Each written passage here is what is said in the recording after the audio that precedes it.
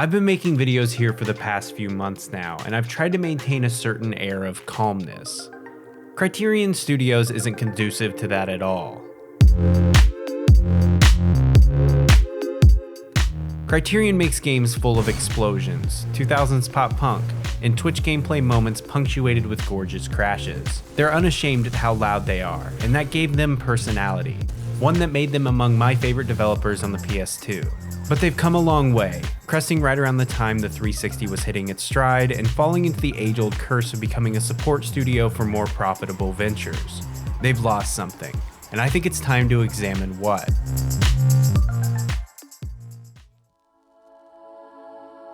In the late 90s, it was commonplace for consumer electronic companies to get into the video game market. Panasonic, Philips, and perhaps most importantly Sony, all tried and more often than not spectacularly failed to get their video game golden goose to lay anything other than Gex. Time to teach someone some manners. Canon wasn't one of those companies. In 1993, however, they did want to create competitive 2D and 3D image processing programs in the rapidly growing computer-aided design space. As a result, a subset of their research team in Reigate, headed up by general manager David Lau Key, developed Renderware. While Canon wanted a long-term foothold in the middleware market, providing support to programs like AutoCAD, that didn't prove as profitable as they had hoped. While developing tech demos to show off what Renderware could do, however, Criterion shifted towards game development. This started with 3 games: Scorched Planet in 1996, followed by Subculture and Speedboat Attack in 1997, developed in a short time with around 35 people on staff.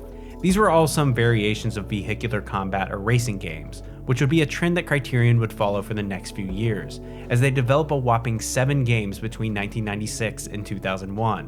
While they weren't massive successes by any means, they accomplished 2 really important things for Criterion. Firstly, they proved that development could be quick with Renderware, which was now a full-blown game engine, one that wasn't stuck to a single platform. It worked on everything, even the brand new powerhouse PS2. Renderware blew the door open to the generation's early development, being the main engine for console-defining titles like Rockstar's 3 Grand Theft Autos and the early Tony Hawk games. Second, it got Criterion in contact with Acclaim Entertainment, who published their game Trick Style. Acclaim was by no means a well-regarded company, often fraught with financial instabilities and controversies until their closing in 2004. They didn't have a whole lot to offer Criterion beyond a semi-stable place to publish their titles and an extremely meager marketing budget that kept games from being advertised properly in America. But what they did have was one Alex Ward working in their marketing department. In 2000, Ward joined Criterion, and alongside Fiona Sperry, who'd started in 1997, founded a new division called Criterion Games, making the full switch from a 3D software company under Canon that happened to make high-profile tech demo video games into a full-blown gaming company. Ward grew up with Sega's racing arcade games, drawn to the oversized cabinets and the realistic steering wheels. While not a self-proclaimed car guy, games like Outrun, Virtua Racing, and Sega Rally were much more appealing than whatever sci-fi games populated the arcade. So it seems only natural that the first game he'd work on with the team was under the working title Shiny Red Car, which would become the first in Criterion's biggest franchise, Burnout. Playing Burnout for the first time so far from its initial release was a bit more jarring than you would expect. On one hand, it's interesting to see ideas that are so prevalent in later entries in their infancy, but on the other, it has definitely not aged very well. The influence of Outrun is pretty clear, and is unfortunately a bit of a double-edged sword. While Burnout only features one game mode, an all-out race, it maintains a strict timer, requiring you to quickly push through checkpoints regardless of position. It creates an interesting 3-way juggling act for every race, between driving dangerously to earn boost, staying ahead of your opponents, and managing the time limit. But with its extremely long races, some going close to 10 minutes, the penalty for game over feels far too harsh for an arcadey racing game like this. Similar to Outrun, Burnout's tracks are often on wide highways, twisting through a wide range of environments in a single race, and making the priority navigation through traffic over pure overtaking. Later games will thrive in their variety, but Burnout 1 is still very much a tech demo for Renderware. Crash modes, takedowns, and a raucous pop-punk soundtrack are all missing. But at its core, it feels like a 3D extension to what Outrun was doing, with a bit more variety and a bit less personality. Which is why Burnout 2 comes as such a breath of fresh air. While it's by no means the best in the series, it's a sizable improvement to the beginning, going beyond proving if Criterion can make something impressive with Renderware and into territory of making something actually good. It is first and foremost noticeably faster. Gone are the 10-minute long racing behemoths, boosts are easier to earn, and tracks are allowed to twist through one area, giving tighter, more challenging roads without sacrificing the occasional wide-open highway of Burnout 1. On top of that, the slightest inkling of diverging tracks rear their heads, letting them open up into multiple splintering roads that converge into a single checkpoint. It's not what Revenge would do later, but it's definitely a start. It also chooses to make the timer basically forgotten. Gone is that three-way struggle for time, boost, and position, and it overall makes for a more enjoyable experience. It's possible that a Burnout purist might miss the challenge, but I see it as nothing but a positive. It's of note that Criterion produced these both within 12 months on a team of 35 and 45 respectively. They're massive undertakings for such small teams, especially considering how large of an influence they'd already had on the industry. But at the same time, Acclaim was in the midst of a large-scale death rattle. They were absolutely bleeding money, and in the midst of multiple celebrity lawsuits. Criterion was desperate for a change, a little bit more success, and frankly, a bit more of a budget. And in 2003, Electronic Arts was in the position to give them just that. And what we got was Burnout 3 Takedown. To put things into perspective, when I picked up a few Burnout titles from my local game store, the cashier said something that stuck with me. "Burnout 3, dude," he said. "Burnout 3 is the greatest racing game of all time." And I think he's right. Takedown is fascinating, insofar as it simultaneously files the edges off the previous titles and supercharges them. It was a big change for the series, turning into a genuinely full-feeling experience. And in part, we have the snowboarding title SSX to thank for it. As Alex Ward put it, "That was a time period when we were really influenced by SSX. SSX was a bold and vibrant game made by a brilliant creative director named Steven Rechnaffer, who gave us the wonderful advice that using boost in Burnout 3 should be like snorting a huge bowl of cocaine. SSX was big and brash, and when you got in the mood with Run DMC thumping, it became clear." Takedown feels the same way.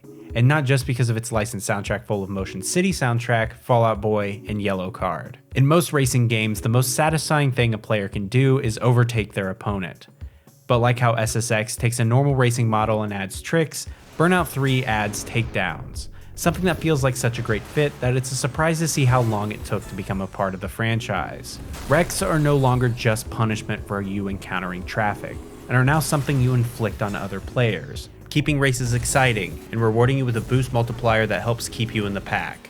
In less capable hands, takedowns would be something limited to one mode, in this case just Road Rage, where it's the primary focus. But Criterion added it to every event that features other drivers, immediately changing how players interact with the world for the better, enforcing a natural feeling version of rubber banding where players who aren't in first have more opportunities for takedowns, and those who are dominating have almost none. Down the road, Criterion's games would attempt to build on this. For over 10 years, they tweaked the model, making them harder in Revenge and easier in Paradise to varying degrees of success. But with Burnout 3, they got it just right. Burnout 3 feels tight, even to this day, and the margins between medals are small enough and events are short enough to encourage repeat playthroughs. On top of that, it's bursting with modes, improving upon what Burnout 2 was doing with Crash Mode and turning it into maybe the best single-player controller party game until Wii Sports Golf. Hole-in-one! This made Burnout 3 addictive, and as a 9-year-old who opened it up on the same Christmas we got our PS2, it frequently pushed the 30 minutes of game time I was allowed to have to its absolute limits.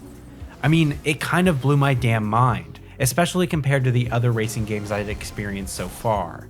Gone were the heavy, licensed, realistic cars from the Need for Speeds of the era, and in were the impossibly fast, vaguely European compacts and tuners.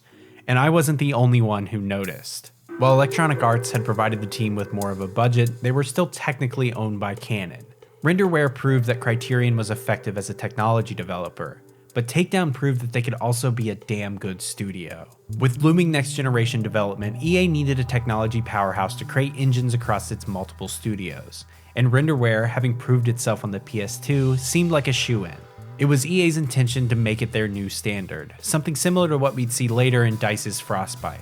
As a result, EA bought Criterion for $48 million, relatively small potatoes in today's age of multi-billion-dollar buyouts, and a small price to pay for Renderware alone. As a result of this, however, the engine team would be spun off to develop a fourth iteration, and Criterion Games was entering into the development of a new IP, Black. Black was a big risk for Criterion. As a studio, they'd been making racing and vehicle games for over 10 years, and making the shift to a first-person shooter was only ever going to be a challenge. But Criterion wasn't a studio where just making an FPS would be enough. They intended to do it right. Primarily, it had two relatively simple goals: be the Burnout of first-person shooters, and make one that's fun to play even when a room is empty.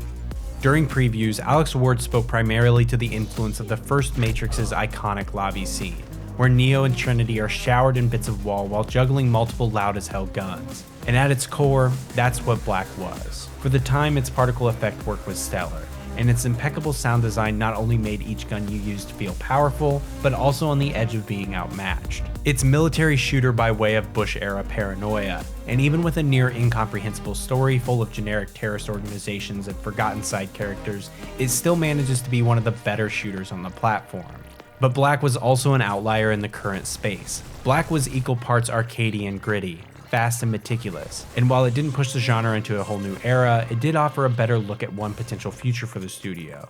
One that wasn't just Burnout games and tech demos, but instead a Criterion that could maintain their design ethos across a wide range of styles and genres. With Black, Criterion was able to prove that it could do just that. But despite its sales and critical reception, its planned sequel and thus that future never quite happened. Rumors of Black 2 started as early as 2005, several months before the first game was completed, already planning a soft reboot of the IP focusing on brighter colors in the next generation.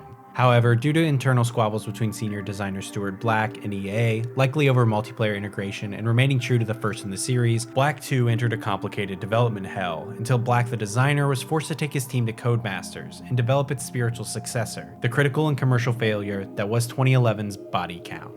Black was Renderware and Criterion at their closest to the next generation, but it was Burnout Revenge, which was developed simultaneously and released a year prior, that pushed Criterion onto the Xbox 360 within its first year. And while it would be the first HD Burnout game and only the 7th EA title of the new generation, in hindsight its PS2 version maintains better visual clarity and retains at least a little more of the color of its predecessor, while still being more than a little brown. The differences between Revenge and Takedown are a bit more subtle than those between previous titles, making tweaks to how long events like Eliminator last, and by making takedowns slightly more tricky to pull off. Its biggest addition, however, was in traffic checking, the act of rear-ending same-direction cars and sending them flying, a mechanic that feels rooted in frustrations found on a long commute home. And once again, it felt like a natural fit in a way that makes previous titles tricky to return to. While an argument could be made that it removes some of the challenge, the act of hoovering up cars out of the way feels great, and adds another layer of spectacle to a series that has become one of the most explosive on the market. Instead, the challenge is found in diverging paths and long sequences of shortcuts that are fond of placing pieces of concrete right where you least expect. Takedowns and battling are the name of the game this time around, as Criterion set out to give players as many opportunities for them as possible, while adding a new rival system that returns your boost when you take revenge on the last opponent that you took down. It makes for a sort of game design climax to what Burnout was trying to be, signaling that Criterion was a studio that was capable of resting on their laurels a bit, while still doing new things and making a great game. Revenge's Takedown cranked to 11, a veritable pachinko machine of awards and in-race accolades, determined for players to have a damn good time while sweaty palms wrestle controllers. The only thing it lost from its predecessor was its progression system, starting players out with supercars out of the gate, sidestepping Takedown's reliance on events focused on specific car classes like Compact and Tuner. But Revenge is a game that's all power fantasy, and its reliance on only being able to check cars that are smaller than you requires cars of a similar size for it to work without being too complicated. Criterion had become the champions of the PS2, pushing the console to its absolute limits, and providing developers with the means to create some of its greatest titles, all while shifting from being a small part of a camera company to a vital piece of one of the largest game companies in the world. And as they would move to develop a fully next-generation Burnout, they'd proved that they weren't going to just take it easy. After the success of Midnight Club and the Need for Speed Underground games, open-world racing titles were becoming the norm. The freedom of cruising and blowing past people on their commute is as much of a power fantasy as anything in the Burnout franchise offered. But the worlds always felt like an afterthought. The racing, while still within the map, more often than not featured checkpoints and big walls to keep you in the lines. There was no relationship between the player and the map, and despite the occasional pursuit, that often led to worlds feeling at least a little bit empty. It was a subtle but important disconnect.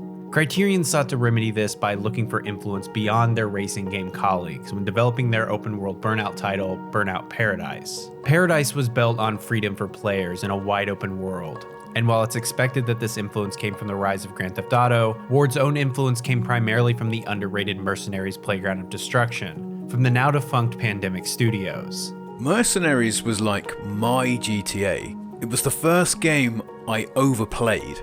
My main realization was that the world, the landscape, that was the game. You could have a lot of fun doing inconsequential things.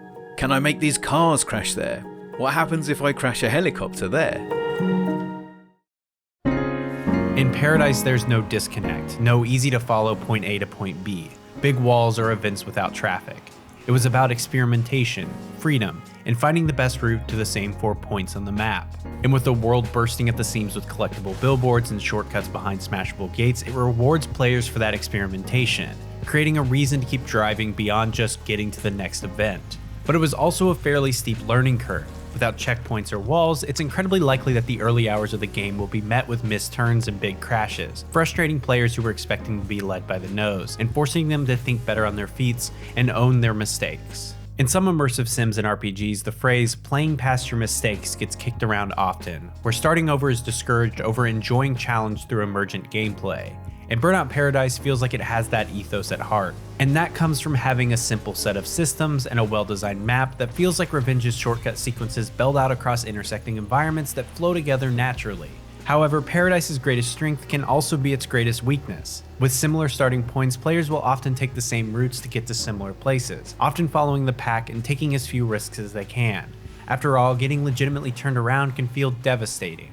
Paradise gets rid of the messy menu navigation of the previous titles, making that just one more race flow state that much simpler and that much more addicting. But that doesn't stop long play sessions from feeling at least a tad repetitive. That hasn't stopped Paradise from being the most influential racing game of all time, full stop. Every open world game after it has taken at least a small piece of what Paradise was doing and built on it. It reinvigorated the open world franchise in a time when the biggest players in the industry weren't meeting expectations as mid-2000s tuner culture gradually faded. Games like Forza Horizon and The Crew 2, which got away from a focus on large-scale police chases, wouldn't exist in the same way today without the big risks that Criterion took. And Need for Speed, well, we'll get to that in a few. That, coupled with it being the first full-price digital game on the Xbox Marketplace, the constant oftentimes free DLC, and content updates in a time when microtransactions and the games-as-a-service model were becoming more and more common, especially from Criterion's own publisher, made Paradise an odd exception to a rule, setting a trend in what felt like its most innocent form. I mean, honestly, it's an overwhelming amount of cars and content you get out of the gate with its remastered version, and it makes an anecdote I read about a developer leaving because he didn't want to be the one to put a bicycle in the game make just a little more sense. As a result, it turned Paradise from something that the publisher had very little interest in into a title that maintains a stronger cult following than its contemporaries. It acts as a wonderful swan song to the Burnout series, a reminder of a simpler time for not only racing games, but for Criterion itself. What came next for the studio is admittedly controversial, something that feels reminiscent to the endless amounts of once great creative studios under Blizz Activision that were forced into developing for their biggest pillars Call of Duty and World of Warcraft, or the studios under EA like BioWare, who now make games that are a shell of what they once were due to corporate meddling in a revolving door of guiding visions. Unlike those studios, however, Criterion asked to be a part of Need for Speed, EA's biggest racing franchise, and in order to understand that decision, we need to take a look at how far the great had fallen. Need for Speed under EA Black Box was king. After they joined the franchise with the PS2 version of Hot Pursuit, they managed to reinvent the series from something that felt like road and track into something more super street. Street racing and tuners were becoming increasingly more popular, due at least in part to the success of films like Fast and Furious. But in the time since Most Wanted, the series felt confused, cycling back and forth between legal outings and rushed attempts to recapture its high points. Besides the slightly mad developed shift in 2009, Black Box had been releasing games yearly, and it was clear the franchise needed a shot in the arm, and Alex Ward felt they were in a position to give it to them. After the release of Paradise, he reached out to the head of EA's publishing and asked to take Need for Speed for a spin. Being longtime fans of the 3DO titles, Criterion's intention was to bring the series back to basics, while maintaining the studio's trademark charm. What we got was a unique title with a familiar name in 2010's Need for Speed: Hot Pursuit. Hot Pursuit isn't a Burnout game. I think that's important to remember. Out of the gate, it's a surprise how much it doesn't feel like what Criterion has done before this. Cars are heavier and handle slower, and takedowns against other racers are mostly missing. At a different studio, this would feel like a step back, something less refined and maybe a little rushed. And while its open world certainly feels that way, Hot Pursuit instead is Criterion trying something else. Taking the soft skills of having a game be fun when nothing's going on, and working towards something a little more broadly accessible. See, Hot Pursuit is the first time Criterion has worked with licensed cars, and that is both a benefit and a detriment. Just like the more iconic branding of Need for Speed, consumers are much more likely to take a game with the backing of major car brands they recognize seriously. Porsche has a prestige to it. Including them makes the game a much more realistic feeling fantasy. But car manufacturers have a final say on how their licensed products are used. This is famously why Ferrari didn't include their cars when Need for Speed went to full street racing, but also why cars in Hot Pursuit aren't able to be smashed beyond recognition like they were in Paradise. These licenses are essentially in-game advertisements, and ruining recognizable silhouettes isn't a great way to encourage consumers to buy their products. And as a result, Hot Pursuit feels a little more serious, slightly less arcadey, and to someone playing all of their games back to back, just a little slower. But that doesn't stop it from being the best title in the series in a very long time, having great progression in both the street racing and cop-focused campaigns, providing spike strips and EMP weapons to give players an edge, and having a map focused on wide sweeping turns. It also maintains takedowns' tight margins between awards, providing a unique, if not very impressive, challenge. Hot Pursuit was met well, and the franchise felt reinvigorated, while also providing an opportunity for Black Box to have an extended production period for Need for Speed The Run. Despite that extra time, however, its focus on cinematic storytelling and a bumpy shift to Frostbite 2 was met with mixed reviews, pushing EA to give Criterion complete creative control over the franchise in 2012. Our stamp is going to be in everything you see in Need for Speed and Burnout going forward in the future. It's not going to be spread anymore across different companies. Different studios have had a crack at it. It's definitely a Criterion gig now. Keeping on the trend of reviving classic Need for Speed branding, the studio would turn to the title Most Wanted, maintaining the 2005 games' blacklist, but creating something much closer to what Paradise was doing, while adding more event types with varying start and end points. It also changes a time-honored progression system, by instead allowing access to every car at the very beginning, the only limitation being whether or not you can find them parked in the world. It's certainly something that makes progression feel less tangible, as it only really exists with boss battle races with blacklist members. But by adding upgrades through events, there's at least some sense of having a car that feels more like yours than what was seen in Hot Pursuit, even if the first event is always nitrous and everything else is always somewhat the same for every car. Most Wanted is easily my favorite Need for Speed from this era, and maybe the one in the entire series I've played the most, drawing me in by reminding me of late night sleepovers playing the original, but giving me something unexpected and new. It's not Criterion at their peak, but it's definitely an incredibly competent and supremely underrated title in their catalog, being unable to shake the legacy of its namesake like Hot Pursuit was able to. While it's not nearly as memorable or influential as Paradise was, it does manage to feel like a continuation and refinement of the ideas Criterion were pushing towards, while still being a good fit into their vision of what Need for Speed could be. Which is why it's a shame that this is the last Criterion has been a lead developer on a game since. It happens very quickly. Late 2012, Criterion confirms that a new studio, Ghost Games, formerly EA Gothenburg in Sweden, would be developing a new title in the series, not stating how much involvement Ward and company would have. In early 2013, not even a full year after taking control of Need for Speed, Ward announced via Twitter that he personally would no longer be working on any new racing titles, signaling that they were intending to make the move towards new genres, something that showed that the studio was still growing. In April of that same year, however, Criterion was severely downsized, taking nearly 80% of their employees, including creative director Craig Sullivan, and putting them under a new section of Ghost Games in Guildford, where they would join the production of Need for Speed Rivals, leaving Ward and Fiona Sperry and around 17 employees to work on a new, unannounced project. Judging by some later E3 announcements, this was likely early work on something with the working title Project Epic Adventure, a first-person extreme sports-focused game involving ATVs, helicopters, and boats being used in tandem, something that is said to be inspired by GoPro videography and feels similar to the Just Cause series and 2021's Riders Republic. However, before the project's announcement in January of 2014, Alex Ward and co-founder Fiona Sperry decided to leave Criterion, opening a new independent studio, Three Fields Entertainment, which would start out making a Crash Mode-inspired golf game called Dangerous Golf, before moving on to spiritual successors to Crash Mode and the pure Burnout Racing in Danger Zone and Dangerous Driving respectively.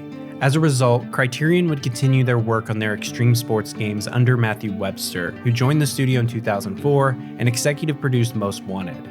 The studio would go on to provide support to not only DICE for both Battlefield and Battlefront, but also on Ghost Games' Need for Speed titles, like the soft reboot in 2015, Payback, and Heat, signaling that the franchise had moved back to attempting to recapture Black Box's golden age. In an announcement at E3 2014, Criterion would have a whole segment dedicated to their work on the still unnamed Project Epic Adventure, showing how much their internal studio structure had shifted to accommodate a more collaborative environment, while growing to take on 80 employees. However, after almost 2 years of silence, the project was quietly cancelled, making them purely a support studio. For a long time, that seemed to be the case for Criterion. In late 2020, Ghost Games was renamed back to EA Gothenburg and moved to be a technology developer, while the keys of Need for Speed would once again be handed to Criterion for their as of yet untitled new installment. Criterion's story is one of how complicated the industry has become. 20 years ago, a small B studio could develop tools that would lead to the largest games of that era. But massive corporate mergers and restructuring have made the industry unfriendly to medium-sized studios. It makes sense that Sperry and Ward would get out and make the move to a smaller team, one that's free of corporate oversight and the looming threat of being shuffled into support status.